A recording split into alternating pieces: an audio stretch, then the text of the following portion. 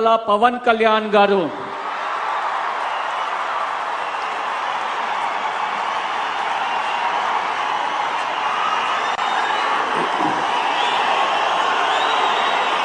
నేను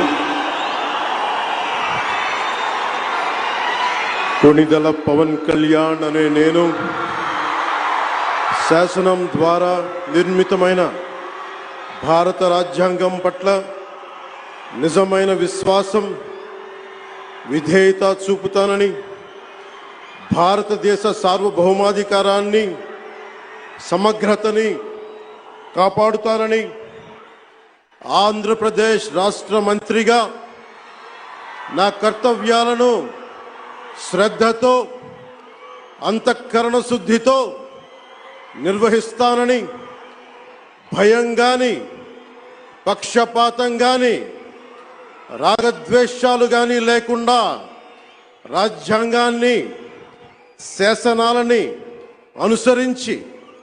ప్రజలందరికీ న్యాయం చేకూరుస్తానని దైవ సాక్షిగా ప్రమాణం చేస్తున్నాను. నేను